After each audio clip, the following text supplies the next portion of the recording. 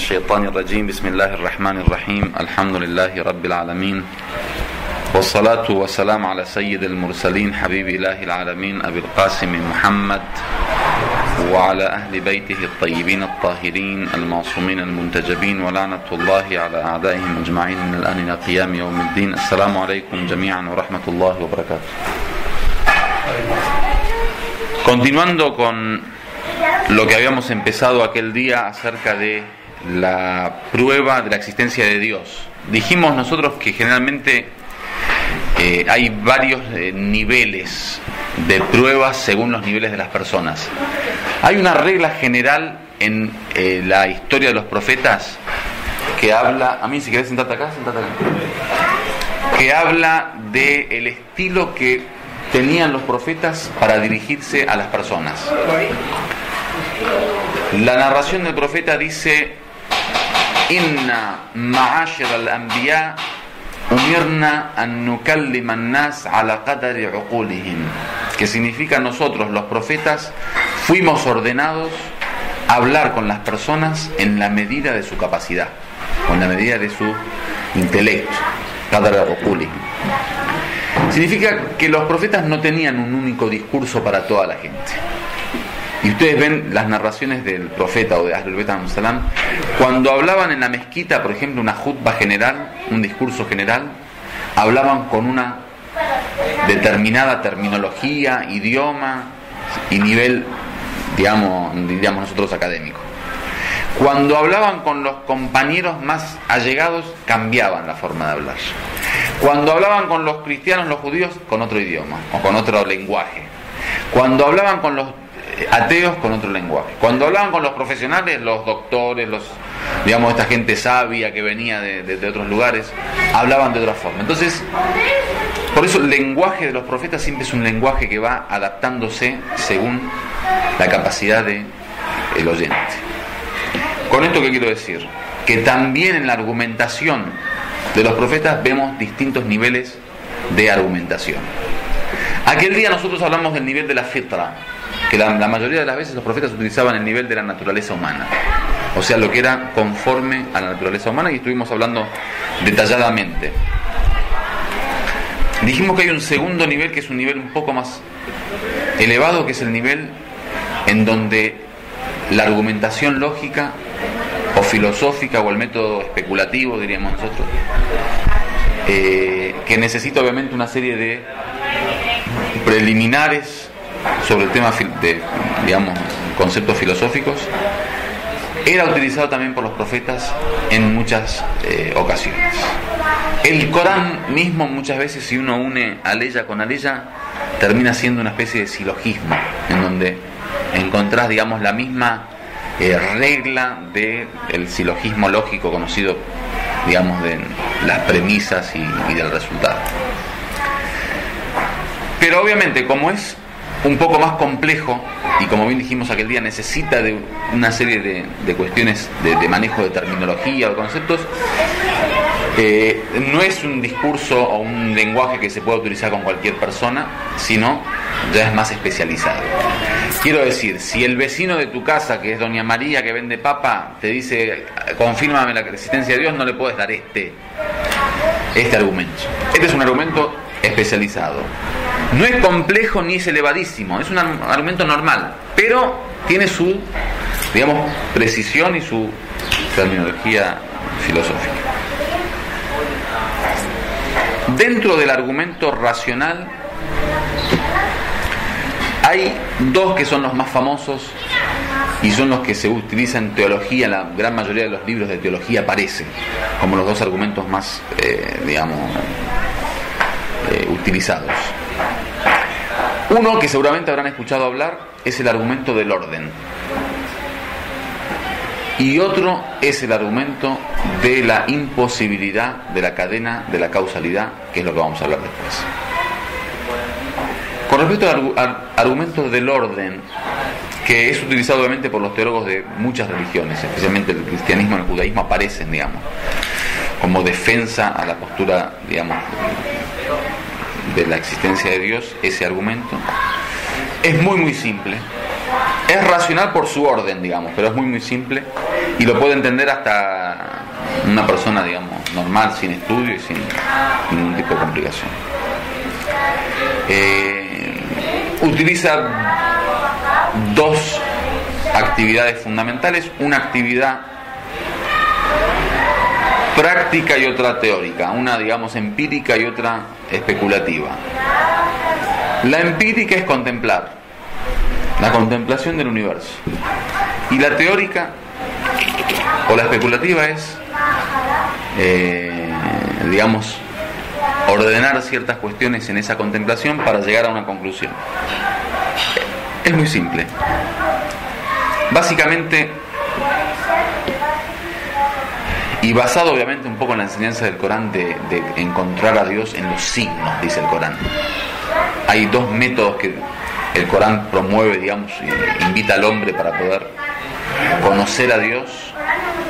Uno es el método que le llaman el afaqi, que es el método de los horizontes.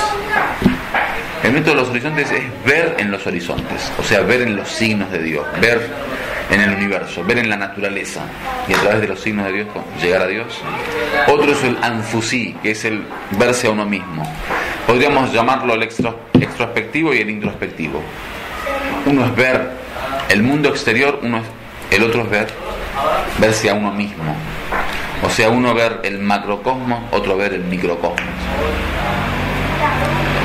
Con respecto al macrocosmos y el extrospectivo y ver el mundo externo, dices, vean solo el orden del universo. Ahora agarremos cualquier fenómeno natural, de cualquier índole, ya sea en el mundo vegetal, en el mundo mineral, en el mundo animal, entre los seres humanos, y veamos de qué forma está ordenado. Hay muchos ejemplos que dan. Pero por ejemplo, algo que me viene a la mente ahora de un libro que había leído, dice, imagínense que la mujer, cuando queda embarazada, sus pechos se llenan de leche. O sea, en el momento antes de tener familia. Y esa leche va a ser el alimento del niño que va a nacer. O sea, ¿qué significa? Que una mujer queda embarazada, tiene en su vientre un hijo, y la alimentación de ese hijo, diríamos nosotros, o sea, los materialistas o los ateos, por casualidad está en los pechos de esa mujer. O sea, un sabio decía, se le había caído los dientes, ¿no? Tenía unos 80 y tantos años. Y le preguntaron por qué no se pone dientes. Dice, no me pongo dientes porque Dios ordenó el tema de la caída de dientes de tal forma que se caen los dientes en la edad que tu estómago ya no soporta muchos tipos de alimentos. Entonces, si tuviera dientes sanos, tendría que comer cualquier cosa, podría comer cualquier cosa. Pero como mi estómago ya no soporta cualquier cosa, Dios me hizo caer los dientes, o sea, le hace caer los dientes a la gente, para que la comida que entre sea una comida.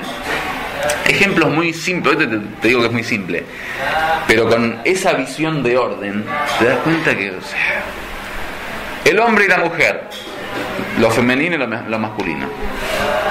O sea, sexualmente hablando, el cuerpo del hombre nace con una cosa que justo eso, si entra en el cuerpo de la mujer, de eso nace un hijo. O sea, Allahu Akbar, o sea, qué naturaleza sabia, ¿no? O sea, imaginemos un mundo sin Dios. Y como eso te puedo dar miles de ejemplos, ¿sí?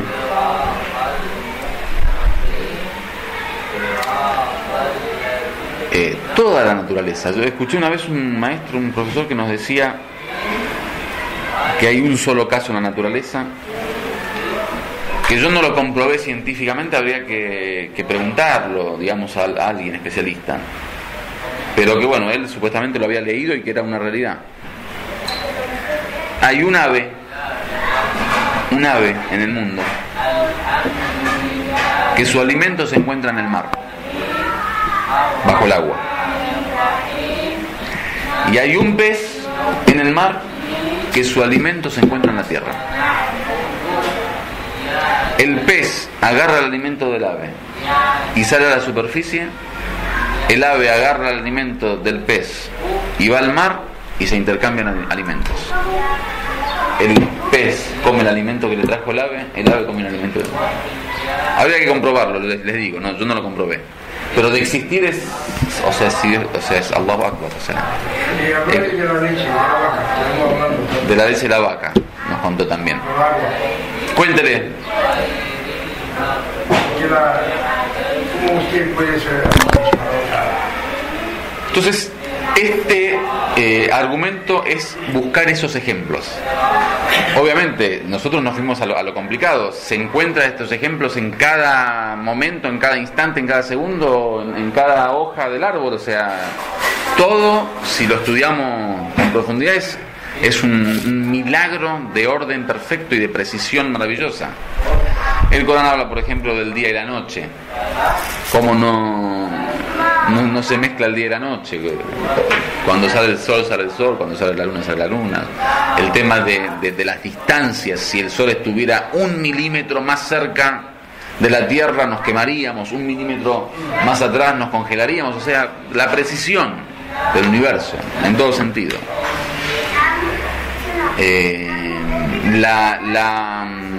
La medida justa de lo que llueve, la medida justa de lo que se evapora, la medida justa de lo que le corresponde a la tierra, de lo que le corresponde a los mares, o sea, todo bajo un orden perfecto.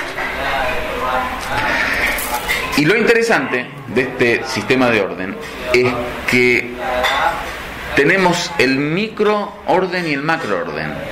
O sea, cada fenómeno natural en sí es un orden preciso, de forma perfecta. O sea, por ejemplo, el tema de la alimentación, el tema de los pájaros, el tema de los peces, cada fenómeno en sí. Y lo más maravilloso es que entre todos los fenómenos de la naturaleza hay un orden de interrelación. No sé si me entendés. Es una cosa que, bueno, el mundo animal es perfecto y ordenado y preciso, está bien. Pero no, se ordena el mundo animal con el vegetal con el mineral con el humano, o sea, toda una forma perfecta. El ecosistema, el tema de la alimentación, o sea, la tierra crea vegetal, el vegetal alimenta al animal, el animal alimenta al hombre y el vegetal. O sea, toda esta cuestión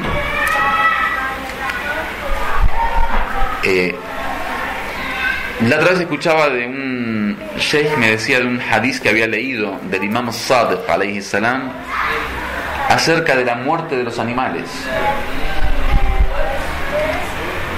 Nosotros caminando por la calle, por cualquier calle, podés encontrar un gato muerto porque lo pisó un auto, supongamos, ¿sí? Un pájaro porque le cayó un rayo, no sé, lo que sea. Pero no vas a encontrar nunca un animal que se haya muerto por muerte natural. O sea, los animales cuando mueren, a no ser que sean asesinados o muertos por algún fenómeno especial, mueren de muerte natural.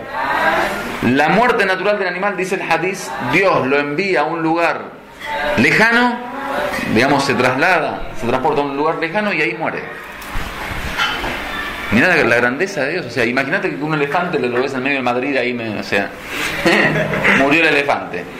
O sea, dice no, los animales, todos los animales al momento que van a morir, Dios les inspira que se dirijan a lugares alejados, donde no haya gente, donde no haya movimiento, donde no haya civilización, donde no haya ciudad, donde no haya casas, y ahí mueren. Entonces, bueno, cada sistema es un orden, cada ser es un orden, cada célula es un orden. Ustedes como médicos lo saben mejor. Cada ser vivo es un orden, cada cuestión que existe es un orden en sí. Y cada orden está interrelacionado, correlacionado con otros órdenes. Y todos juntos forman el gran orden. O sea, no son órdenes diferentes. Uno podría decir, bueno, este mundo está ordenado de cierta manera y el otro mundo está ordenado de otra manera. Entonces podríamos creer, bueno, entonces hay 2 dioses, supongamos. No, está bien. Entonces, no. Están todos ordenados de una misma forma, bajo una misma ley. En ciencia lo llamamos ley. La ley natural, las leyes, las normas de la naturaleza. Todo eso indica que tiene que haber un ordenador. Eso es muy simple. Entonces lo primero es contemplar. En la contemplación, bueno, uno puede utilizar muchos métodos. El método de la medicina, que yo quería hablar en algún momento, era justamente eso. Uno de los métodos que utilizan algunos de nuestros sabios es el tema del cuerpo humano. Y él, digamos, investigar y profundizar sobre la realidad del cuerpo humano, porque es una de las órdenes de Dios cuando dice ustedes mismos. O sea, ver los horizontes, como dijimos, y verse a uno mismo. Entonces el tema de la medicina en ese sentido, esto te lo dije acá ahora, para no complicarlo después. El tema de la medicina, es muy importante que ustedes puedan profundizar sobre esa cuestión desde esa visión de orden, desde esa visión de lo que llega de arriba, porque la ciencia intenta obviamente siempre dar una interpretación netamente natural y materialista, pero es interesante que el científico tenga la capacidad de poder ver en cada fenómeno natural, en este caso del cuerpo humano, lo que es naturaleza, o sea, lo que es pura ley, que es 2 más 2 por 4, efecto y causa y efecto, y lo que sinceramente no tiene, digamos, una interpretación válida en materia científica, que de eso vamos a hablar en profundidad cuando hablemos de la vida, en la próxima clase. Entonces ahí te das cuenta que, como decía ese profesor de tu papá, de que ahí está la mano divina. O sea, el que no cree en Dios, ese tema no lo solucionó en su vida. O sea, el problema de cómo, digamos, responder científicamente a eso, no lo solucionó. O sea, o se va a quedar con el interrogante toda la vida, o va a tener que creer en Dios. Dios en el Corán obviamente habla siempre de ejemplos naturales para que la gente lo vea ahí, digamos, como dijimos aquel día, no hay que ir a buscarlo a Dios tan lejos, lo ve ahí nomás. A los árabes le decían, vean la montaña, vean el camello, en cosas mínimas, digamos. La perfección en todo sentido, digamos, la capacidad que tiene el cuerpo de digamos, la reconstrucción con el tema de las heridas. Es una cuestión que uno dice, sinceramente, si no existiera Dios, sería imposible. Ese es el primer argumento racional, que tiene que ver un poco con la causa y efecto. O sea, vea y contemple el efecto del orden en el universo para ver al gran ordenador. Obviamente, el método racional, ya sea para la confirmación de Dios, el del orden o de la cadena de causalidad, no son suficientes para reconocer a Dios como Dios. O sea, el método me dice hay un ordenador, pero no me dice está Dios. ¿Entendés? O sea, hay que sumarle al método del orden el hecho de que ese ordenador es ilimitado, es infinito, tiene vida, es sabio, es poderoso. O sea, todo lo demás que hacen de ese ser a Dios, el Dios que nosotros conocemos, necesita de otros argumentos. Entonces eso es importante que lo sepan. El problema del argumento racional es que te hace llegar a la conclusión de que hay algo, pero no es Dios como lo conocemos nosotros los religiosos, ¿sí? O los creyentes. Es, en filosofía, suponte la primer causa, ¿sí? O es el ordenador de la naturaleza, pero no es Dios en el sentido teológico. El segundo y más tradicional argumento racional es el de la imposibilidad de la infinidad de la cadena de causalidad. ¿Qué significa? Significa que el universo, a nivel criaturas, todos sabemos que ha sido creado. ¿Ha sido creado qué significa? Que tiene un origen, ¿sí? Que tiene un origen significa que en algún momento no existía y en algún momento comenzó a existir. O sea, no era y pasó a ser. Entonces, ahí hay un fenómeno filosófico que es pasarse de la no existencia, de la nada, a la existencia. Para que se sepa, en filosofía el traslado del ser, imaginémoslo, del mundo de la nada al mundo de la existencia necesita de una causa. O sea, algo o alguien tiene que trasladar al ser de la nada hacia el mundo de la existencia. A esos seres que tienen un comienzo y que alguien les trasladó le llaman seres contingentes. Contingentes. ¿Qué es un ser contingente? Un ser que la existencia no le pertenece en esencia. O sea, la existencia no es intrínseca en él. ¿Sí? No es necesaria. Ahora voy a dar un ejemplo para que de ese ejemplo volvamos al tema filosófico. Los filósofos, para comprender esto de los seres contingentes y necesarios que ahora vamos a hablar, tomaron el ejemplo de las premisas. Las premisas o son necesarias o son contingentes o son imposibles. Ahora vamos a hablar. Si yo digo, por ejemplo, 2 es menor que 4. 2 es menor que 4. Estoy adjudicándole al 2 un juicio que es menor que 4. Ese es menor que 4 con respecto al 2. ¿Es algo posible? O sea que hay veces se puede dar, hay veces no. Como para decir, es una posibilidad, o sea, es contingencia. ¿Es algo imposible? O sea que nunca se da, o sea, nunca el 2 es menor que 4. Jamás. Es imposible, como para decir, esa premisa es imposible. O siempre se da así, o sea, siempre el 2 es menor que 4. Como para decir, ese juicio es una necesidad para el 2. ¿Qué es? Una necesidad. Es una premisa necesaria. Siempre el 2 será menor que 4. No hay dudas. Entonces ahí se crea el concepto de ser necesario. O sea, sí o sí tiene que darse así. O sea, ese juicio ya viene adentro del 2. O sea, el 2 lo tiene en su interior. Ya lo acompaña al 2 durante toda su vida. ¿Sí? Otra premisa.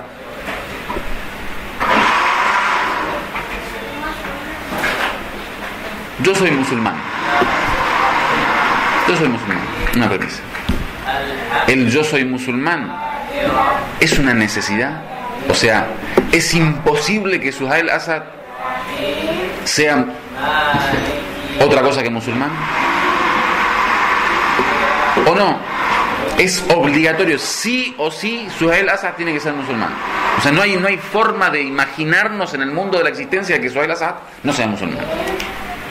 ¿O no? Es posible. Suhail Asad, si decide ser musulmán, es musulmán. Si decide no ser musulmán, no es musulmán. ¿Cuál de las tres? Es posible. Todo es posible. Yo mañana quiero elegir el judaísmo, Dios no lo permita, me hago judío.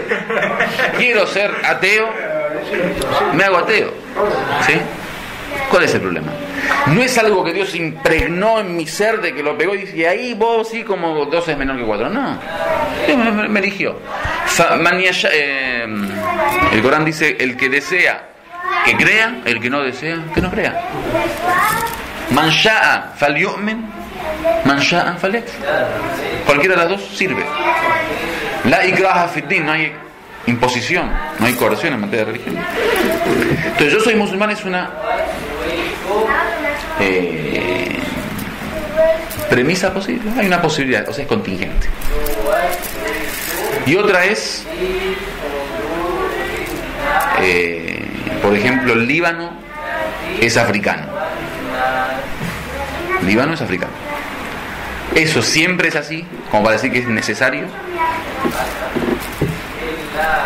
Puede ser así o no. Hay veces el Líbano es africano, hay veces es asiático. O nunca es así. Nunca es así. Entonces es imposible. Es imposible. Ahora, como cuando hablamos del ser, hablamos de cosas posibles, el imposible ya no entra en la división del ser. Entonces, estos ejemplos de las premisas, los filósofos traspasaron al mundo del ser. Y dijeron, bueno, los seres o son seres necesarios, o sea, la existencia les pertenece, o sea, por ejemplo, yo existo. Ese existo, en la premisa, es o necesario, o sea, el hecho de que la existencia va conmigo, o yo existo es algo contingente. Puedo existir, puedo que no. Basado en eso dijeron, los seres son de dos tipos. O seres necesarios, que la existencia les pertenece, es intrínseca y, digamos, esencial, sustancial. O la existencia no le pertenece, como cualquier niño, que antes de que la madre quede embarazada no existía, después quedó embarazada, tuvo a luz, existe. O sea, en algún momento no existía. Basado en eso, dice, cuando vemos el universo, vemos diversos seres.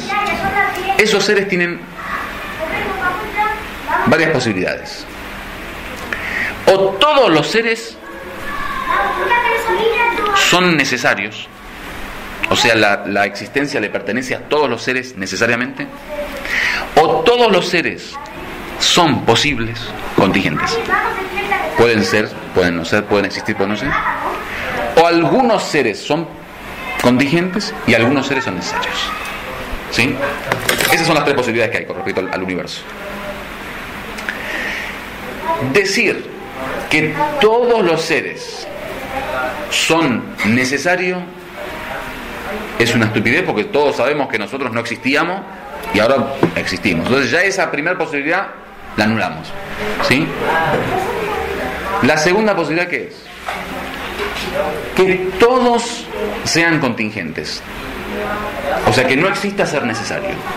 O sea, todos los seres son contingentes.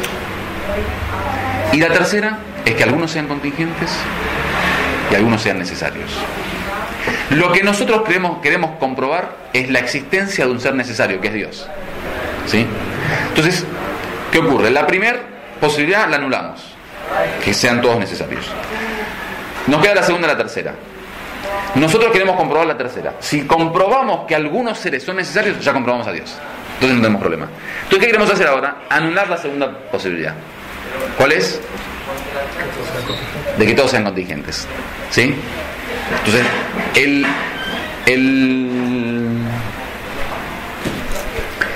el argumento es lograr establecer una prueba que nos compruebe el hecho de que todos los seres no son contingentes. Si logramos hacer eso, encontramos a Dios. Bueno, ¿la contingencia qué es? La contingencia es la necesidad del ser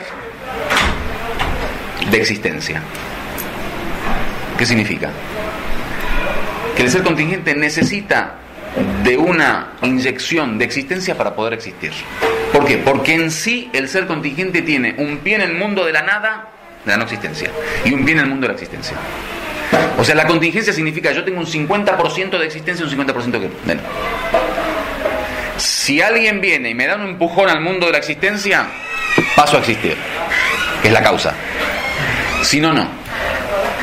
¿Quién es el que da el empujón? La causa. Entonces ahora ya entendemos lo que es causa y efecto. El efecto es ese ser que está esperando que una causa le dé un empujón hacia el mundo de la existencia y pase a ser 100% existente. ¿La causa quién es? Es la encargada de darle existencia al ser contingente para que exista. ¿Sí? Entonces el mundo, obviamente que lo contingente lo estamos viendo con nuestros ojos, todo es contingente. Este masa no existía, pasó a existir, o sea, alguien le dio existencia. El mundo está lleno de efectos, y como son efectos, tienen una causa. Ahora queremos ver si cada efecto tiene una causa, es decir, que necesita de un motivo que le dé la existencia. A ver, si cada efecto tiene una causa, esa causa o puede ser contingente o puede ser necesaria. Si comprobamos que es necesaria, logramos la voluntad. Si las causas fueran contingentes, el ser contingente, ¿qué te dice? Te dice, yo no puedo existir hasta que alguien con existencia me dé la inyección de existencia y me empuje al mundo. Entonces le preguntamos a la causa. La causa de atrás dice, yo soy contingente. ¿Qué significa? Que está esperando a alguien que le dé existencia. Listo, le preguntamos a la causa, la tercera, digamos. Nos dice, yo soy contingente, yo estoy esperando que alguien me dé la existencia. Y así sucesivamente, infinitamente. Si la cadena de causalidad, causa tras causa, toda es contingente, ¿en algún momento se da la existencia? Es imposible que se dé la existencia. Un ejemplo. Hagamos una carrera, vamos a correr, y tenemos infinitas personas en la fila, ¿no? Preparados para correr. Ahora, para empezar la carrera yo digo, si no empieza Amin, si no corre Amin, yo no comienzo a correr. Amin dice, si no corre el Hajj, yo no comienzo a correr. El Hajj dice, si no corre Hadi, yo no comienzo a correr. Hadi dice, si no corre él, no comienzo a correr. Él dice, si no corre él, no comienzo a correr. Él dice, si no corre él, no comienzo a correr. Y todos así infinitamente. ¿En algún momento se da la carrera? Es excusa tras excusa. ¿Qué significa? Que al fin de la carrera tiene que haber... Alguien dice, muchachos, dejémonos de joder, yo voy a empezar a correr para que ustedes puedan correr. ¿Se entendió? Con la causa pasa lo mismo. Eso es lo que llaman la imposibilidad de la infinitud de la cadena de causalidad. O sea, es imposible que la cadena de causas sea infinita. ¿Por qué? Porque si no, nunca existiría nada. ¿Sí? Y como vemos la existencia, no nos queda otra que creer que esa cadena en algún momento se frenó y ahí hay un ser que dice, señores, la existencia me pertenece a mí y yo soy el que otorga la existencia. Es el que da el empujón hacia el mundo de la existencia. Eso es el resumen. Obviamente cada uno de estos conceptos deberíamos estudiarlo con profundidad y definir punto por punto, pero en media hora no se puede hacer, yo cuidando el tema del tiempo, porque además de Sheikh soy administrador, ¿necesito? Entonces el hecho es digamos, creer en la existencia de un ser autosuficiente, necesario, o sea que la existencia le pertenece, ¿sí? Y que es el origen de esa cadena.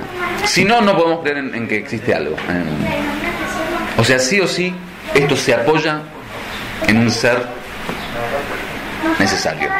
Y con eso se comprueba la existencia de ese ser. Que después, bueno, sumando los otros argumentos, se crea el concepto de Dios, que es lo que dijimos, es un ser sabio, poderoso, con vida, omnipresente, etcétera, etcétera.